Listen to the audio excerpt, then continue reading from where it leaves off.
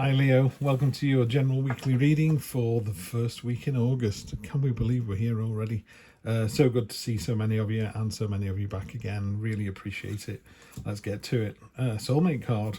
Could be a relationship read, this one, lovely Leos. If not, you know, in a sort of business relationship, there's an end to hostilities indicated by that broken arrow. And what's important about these two cups here is the water in the cups is really kind of mingling with each other's. You know, you all know the history behind cheers and smashing glasses together. That was so that water or liquid from one cup would go into another, and it stopped people poisoning each other. You know, you couldn't trust someone, you couldn't put poison in their glass and then go cheers, because it would put some of the poison back into yours. You wouldn't drink it. They know what was going on. So this is the whole chinking of glasses is a real kind of, you know, we're friends, we're working in this together. The real soulmate card, two peas in a pod. Really nice to see that. Yeah, and then we go and put the meh card on top. Ashley over at Libra Land 1010. If any of you Leos have got Libra in your sign, she's well worth checking out. On the slightly esoteric and eclectic, eccentric end of the readings, I think, but really fascinating stuff. One of the things she does that's really nice is she calls this a card of lack. And you can see here, normally those lovely bright coins that we see in other pentacles are all rusty and broken and serving no purpose, you know, and the sack's all torn.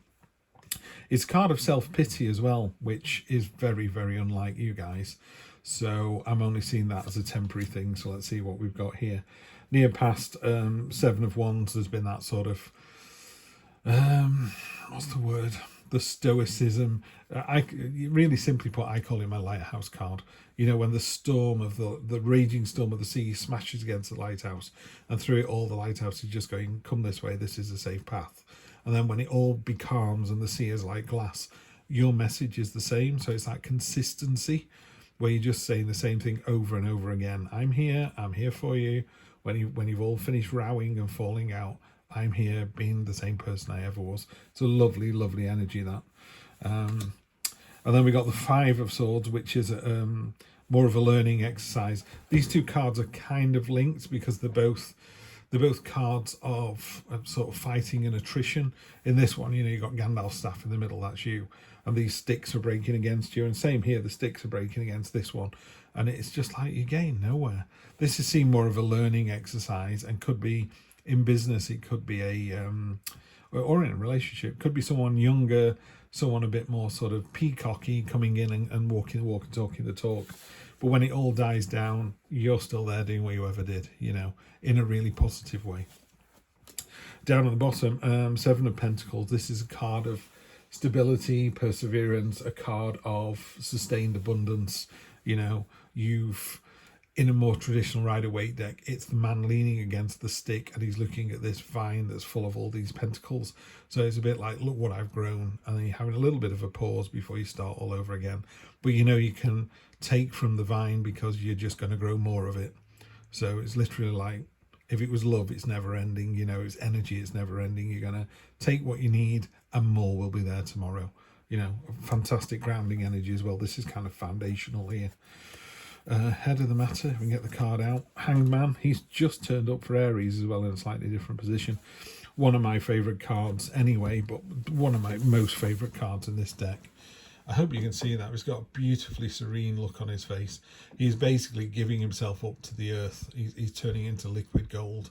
His feet, he's just dissolving into ideas. You know, butterflies are about idea generation, and where he's sort of returning to the earth, it's you know, there's a harvest in place. And this card talks about, you know, seeing the bigger picture. It talks about taking a different point of view, you know, trying to see this person's issues. You know, if someone's challenging you, you have to kind of go, why are you doing that? If you're in a more senior role, or you're older than this person, you know, do they feel threatened by you because you're not threatened by them? You know, so maybe find out what's going on. If you hear any noises in the background, by the way, it's my dog. He's just having a bit of a snooze, but he's rolling over. At least he's not dreaming of chasing rabbits, because then he really goes off on one. Shall we stop the reading here, Leo? I mean, this is your card anyway, the Leo, the Sun. Best card in the deck. It's kind of the best card in the deck by a country mile, you know.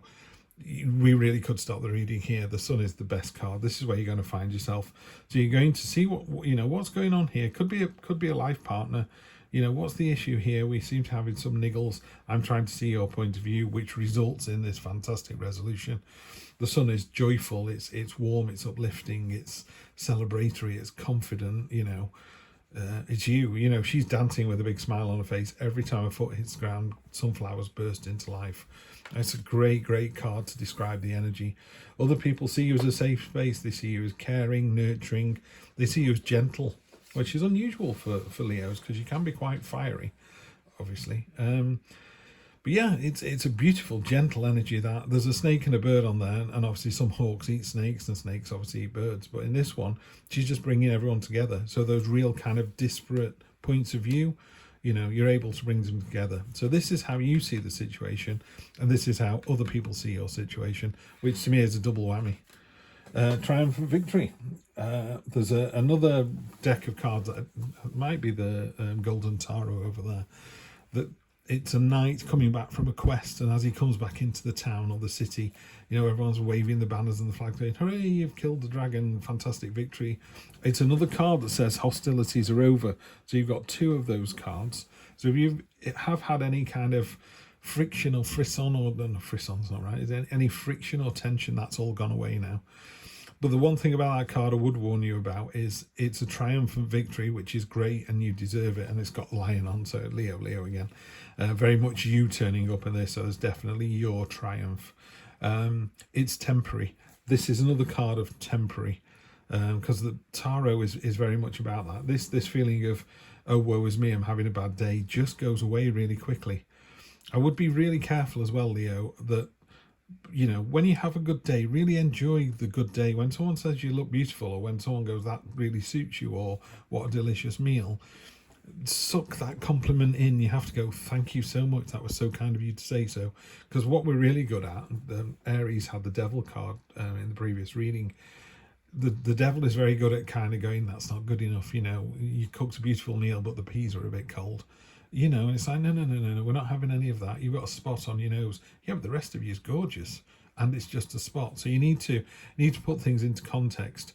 So I'm not saying there's not a reason for you to feel sad or feel like you're missing out with something, or, you know, just having a miserable day, but the rest of it is just off the charts amazing. You've been having a really good run.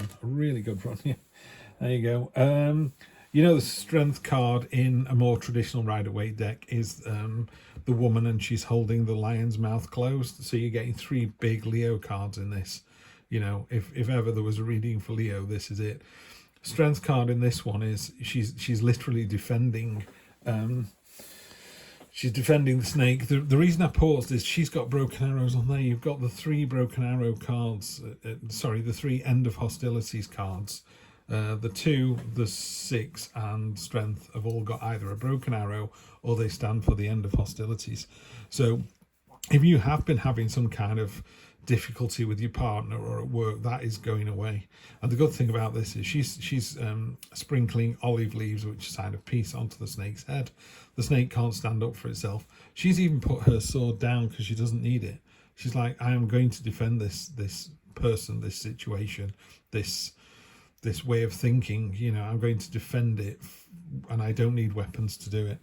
I'm not sure if you can see on this card because it's a spot varnish. If I get the light right, there we go. There you go. Can you see those halberds and spears in the background? So she's surrounded by an army. She's not bothered. She's like, yeah, bring it on. I can do this all day. I've got the lemniscate above my head, the infinity symbol. She's breaking the arrows that come in. It's such a powerful card. And in a normal Rider-Waite, it's the woman who's holding the lion's jaws shut, so it's full on Leo this time. Okay, and then there's some energy down at the bottom here. This card is card of deceit, wrongdoing, treachery, you know, and the good thing about it is the biggest knife of all has been reserved for the rat, the traitor. Aries had a bit of an issue with their reading with the moon, which can be, you know, this sort of two-faced gossip mongering stuff. What I would say about this isn't you, by the way, Leo. This is way too powerful for that. The only card this would link to is that one. So if you're feeling a bit down on yourself, there's sometimes a temptation to be miserable to other people. But I don't think that's it. That's the only thing I could think of. You know, you're having a bad day, so the first person you meet in the corridor goes morning, and you go, morning, that coat doesn't suit you, and you just keep walking, and then you think, why did I say that? Why did I say that? You know, and it's because you're feeling mean-spirited. So that's the only reason this would go with this.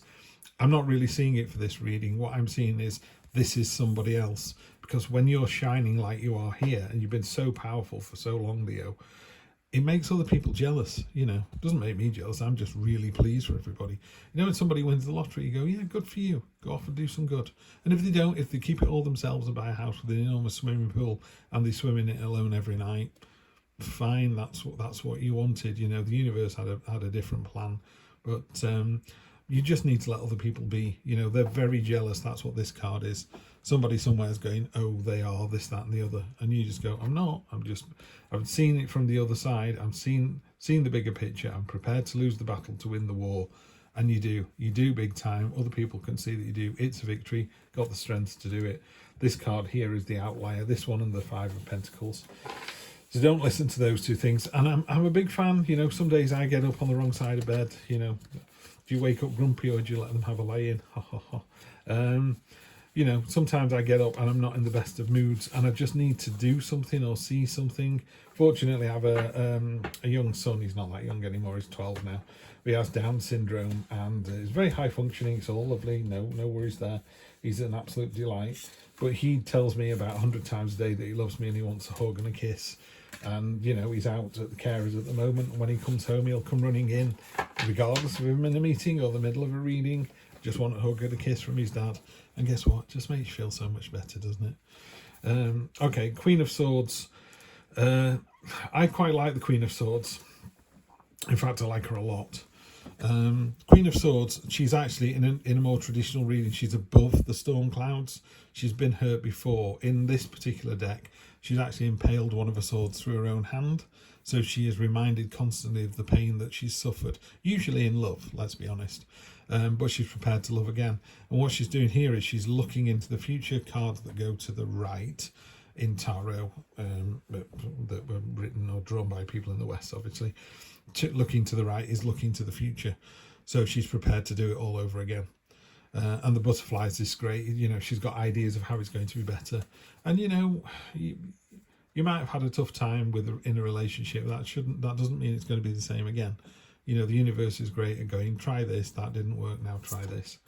Eight of Wands, we've got a message coming in with a fair amount of speed. This, back in the day when I first got a tarot card, used to say you'd have a letter coming in, which was always lovely. You know, oh, you're going to get some letters next week. I'm not from the Victorian era, by the way. It does sound like something out of Jane Eyre, doesn't it? But yeah, we used to write letters to each other when I was in my 20s. We don't do that anymore. Just send an email. So it's more likely to be an email, but it's some kind of communication. There is a sense of momentum as well with all of this.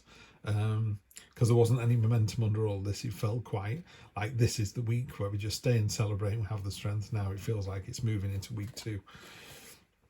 Five of Swords, be tactical.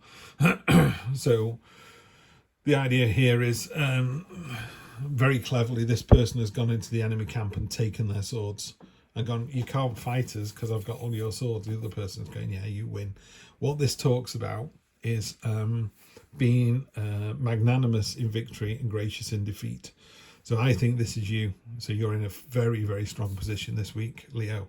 So what you need to do is, when you, in inverted commas, win, just be gracious and magnanimous about it. You know, don't rub people's noses in it. Just sometimes sometimes you can go into a room and go, I've already got this. I've already won. They just aren't aware. That's what you're going to do next week. You're going to be in for yet another amazing week, Leo. I don't know whether you sold your soul or what karmic relationship you have with the universe, but it's paying off big time. Have another fantastic week, and I will see you. I'll try and get an August reading out as well. I'll try and do a full monthly one. I'll get one out in the next week, I suppose. And then I will see you for your regular weekly reading, same time next week. All right. You take care, Leo. Have a good one.